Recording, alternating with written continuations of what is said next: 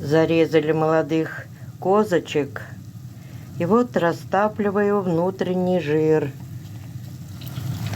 Очень хорошо помогает при кашле. С молочком с горячим. Метку туда и козий жир кусочек. И на утро выпьешь. И на утро как рукой снимает кашель. Вот так вот мы. Опа, горячий. Вот. Сейчас еще будем топить. Пользуйтесь таким жиром, очень помогает, особенно деткам маленьким от кашля.